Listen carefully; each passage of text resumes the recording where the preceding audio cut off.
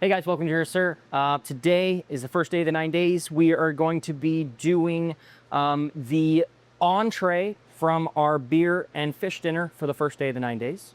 We're excited for it. And if you follow along, you can, at home, have the entree that we're going to be having here.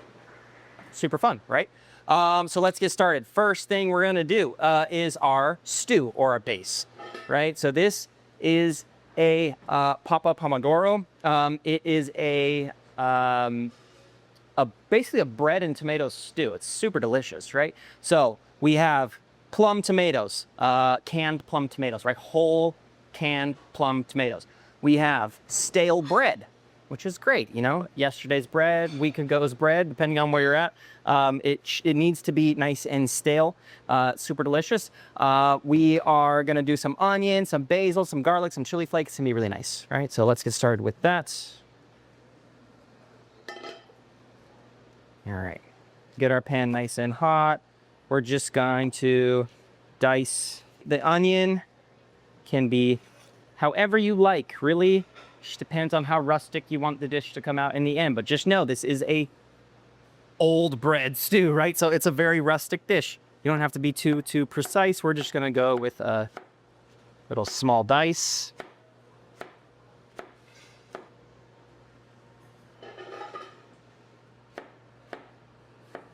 And so into our pan,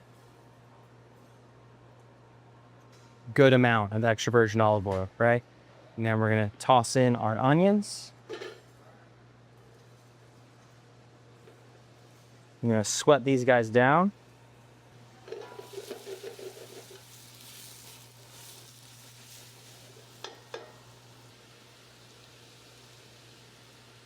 Some salt to help that process get boosted, right? All right, so while those are going, some garlic cloves. And we're just gonna slice these nice and thin. Okay, garlic. Let's talk about garlic. Every recipe that you ever get when you're looking online, whatever, they say, oh, add 2, 3 garlic cloves. I'm not gonna give you that because I'm gonna say 2 or 3 and you're gonna add 12. So I'm just gonna add 12 because that's how I like to eat it too. I do the same thing, by the way, at home. I see a recipe and it goes, oh, add 3 garlic cloves. I like triple it every time. Cool, so again, rustic dish. At least the base of it is, right? But this one's fun. It's rustic meets elegant, right? So our base is gonna be nice and rustic. Then we have a nice little tomato salad. And then on top, you'll see it's gonna be this kind of showstopper presentation. It also mixes 2 different cuisines. Bottom is Italian. I'd say middle is probably American, and on top is super French. She's great. All right, so our onions are nice and sweated down. We're gonna add in our garlic.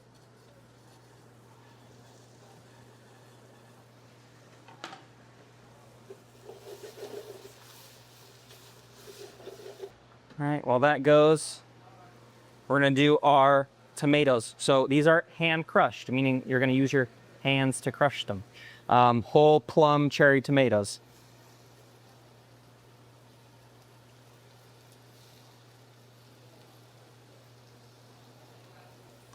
Okay, so I did 1 big onion. We get like XL super jumbo onions here. So this was 1 big yellow onion. This is about, like I said, 12 cloves of garlic. This is a number 10 can of tomatoes. So for y'all at home, that's like 4 cans of like normal size cans of tomatoes, right? Or if you're getting the larger cans that you find in the grocery store, it's about 2 or 3 of those. Okay, so to this, I'm gonna add, I like a little spice. I'm gonna hold back a little bit. So I'm only gonna do, plus these chili flakes are really hot. The ones that we have here. So I'm gonna do about 2 big pinches of chili flake in there. This is a little less than a whole loaf of sourdough bread. You could use sourdough, you could use French, like a French baguette. You could use a French loaf. You could use ciabatta. You can use like a rustic Italian loaf. Whatever you want. I like sourdough because flavor, right? So we're gonna add in all of our bread here.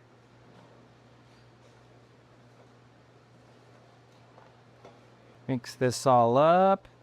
And then we just have 2 more ingredients.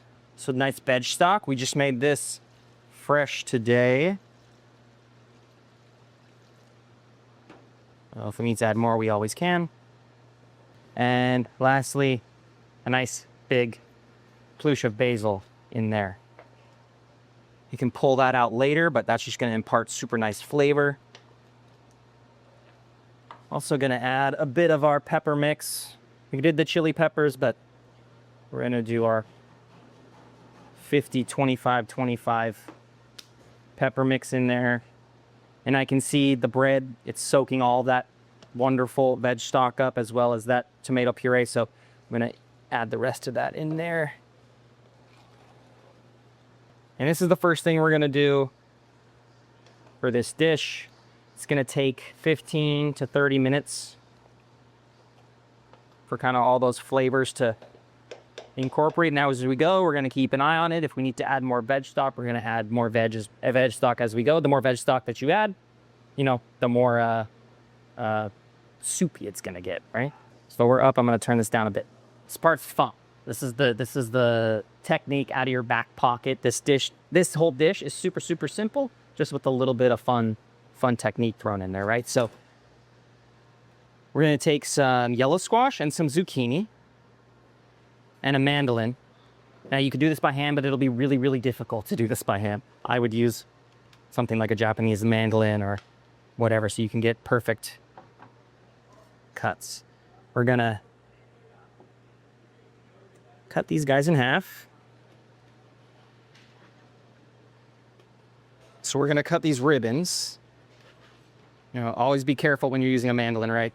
All right, so we're going to keep these nice as we go. You'll see why in a bit.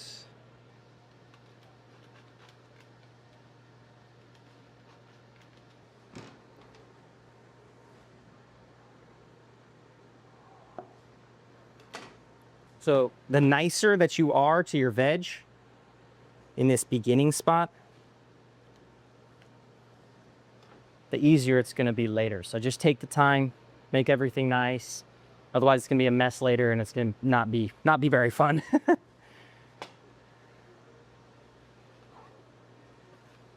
We're going to cut out the seeds. So where these seeds are, we're just going to cut here and here, leaving these nice outside pieces.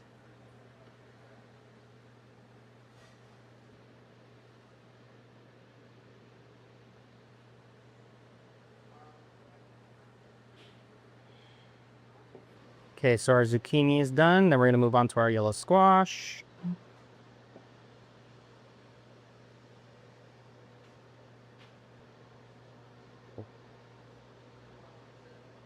We're going to layer these all on themselves. So the reason we use the mandolin is to keep them really nice and thin. One, because we're going to wrap these around each piece of salmon. It's going to make these like almost like mosaic patterns. Okay, so those are going to be ready to go. So we have this absolutely beautiful piece of Scottish salmon, side of Scottish salmon here for us. And for this application, we're only going to be using the top loin. We have the belly, this kind of horizontal line that runs through the fish. And we have the belly on this side, or the bottom loin, and the top loin. So we're going to be using that top loin section. Now the belly, when you're making this meal, right? Don't skip out on it. You can use it for your appetizer. You can do a crudo. You can do a tartare. You can cure it. You can serve it as sushi, depending on, you know, the quality of the fish that you get. Perfect. So we just went straight down over before we hit the skin. Took the bloodline out, everything in one shot.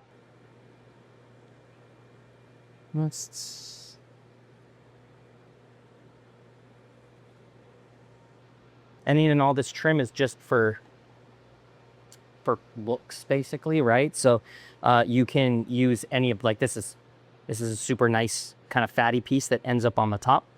Use that for your tartare.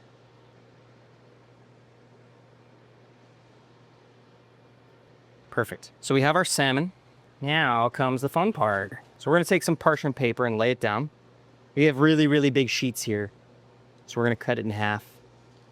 Have some class, frost your glass, right? We usually do wine, but today, because it is the 9 days, you cannot do that. So we're going to have some beer.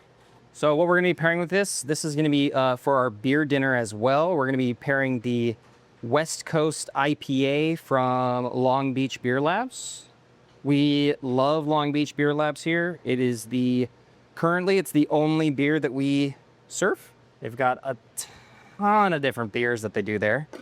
All of them are seasonal, and they're all OU, which is awesome for us. Okay, so let's get started.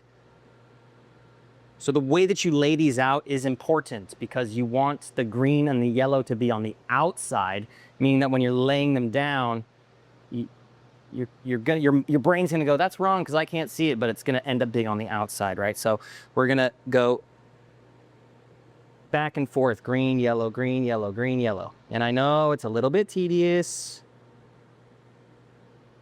but it ends up looking really cool in the end. You can already see, this is why we do it so thin. You can see it starting to get a little thicker, right, as we layer them up. And the question usually is, well, how many do I do, chef? How many do I do? As long as you're fish. So as we're doing this, let's talk about the beer, right? We are pairing this with this dish because it is super clean, fruity, has some nice hops, but it's not too bitter, at least for an IPA, right? It's a West Coast IPA. It's gonna have some bitterness, but it's not too bitter. It has these really wonderful piney notes that we think are going to go really nicely with the tomato and kind of the corn salad. I'm going to check myself. Perfect. So I like to go a little bit over on either side because you'll see, we're going to lose some. We're going to do a little salt. And why the salt? The salt is going to kind of help us break things down, which is going to make them bend and stick to the fish, right? So a little bit of salt. We're gonna fold this over.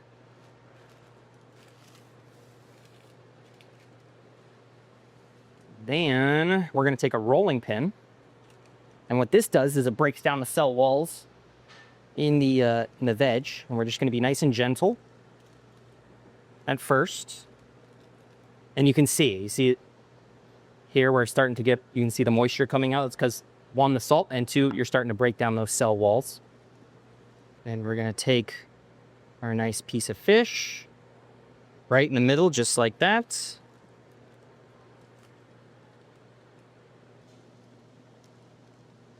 Unstick these guys. And we're gonna fold the next way. Remove any of these pieces that we don't need.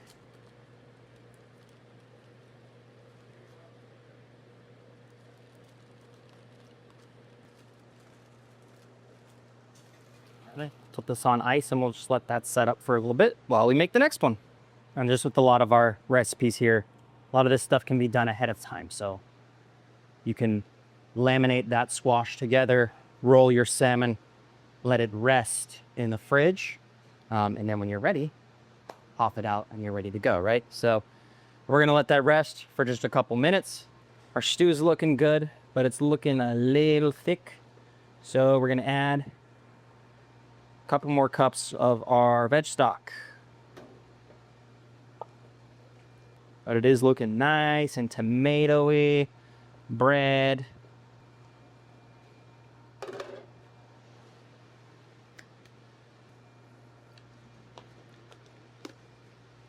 Spice level's good on it. Need some salt. And we're gonna add a couple teaspoons of red wine vinegar just to bring that acidity up. And we'll let this stew kind of keep cooking. Let those flavors all come together. Perfect. Okay, next, little pastry brush, right? A little extra virgin olive oil. Our salt, of course. okay? And then we're gonna go with our salmon, right? So step one, little olive oil.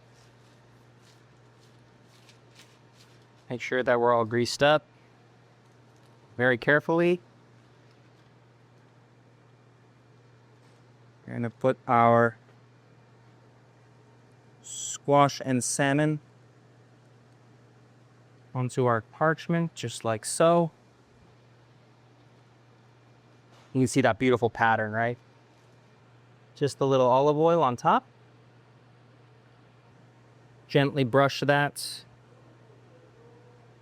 so we get a nice even browning, right? Even color. Season with some Alban salts. And we're gonna throw that into a 350-degree oven at full fan, meaning it's a convection oven. Or we could put it in a 400-degree oven without any fan, just until they are my preference, because I'm the one that's gonna be eating, right? I want them to just be set. Okay. Perfect. Okay, so while we are waiting for our stew and our salmon to finish cooking, let's get started with our salad. So our salad is gonna be tomatoes and corn, right? So we have some amazing sweet yellow corn. It is perfectly in season right now. For this application, we're keeping it raw. I'm not cooking it at all. And then we have, you can use heirloom tomatoes for sure. Just like a normal, you can use any tomato that you like. But these are my absolute favorite tomatoes ever, all time. These are called sun gold tomatoes. They are, it's like eating candy. They're so delicious. They are so delicious. So sweet, especially when they're coming right off the vine and they're like hot, like baked in the summer sun. They're just the best, man. My favorite tomatoes ever.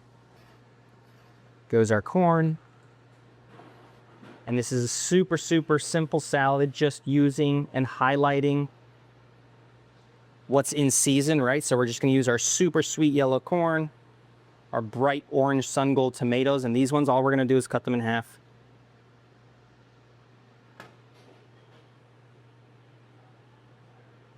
And then we're just gonna dress them with some salt, pepper, a little bit of extra virgin olive oil, some red wine vinegar.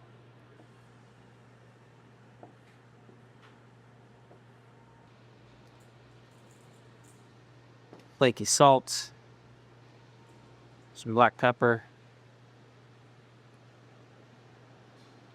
red wine vinegar, a little extra virgin olive oil.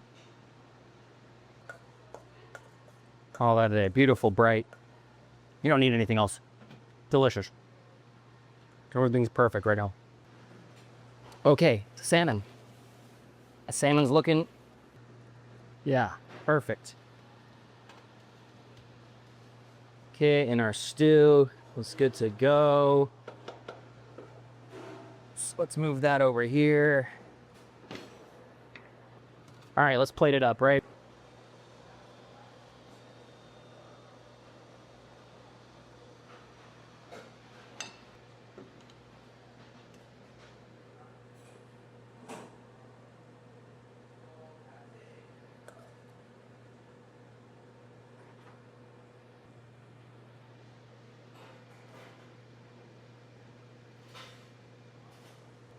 Finish it with some salt.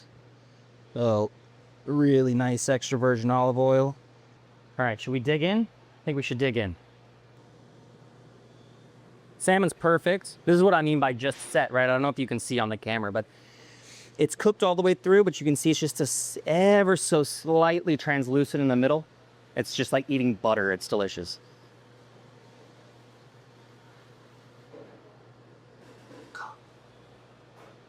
And the beer goes with it. Fantastic. Corn is sweet.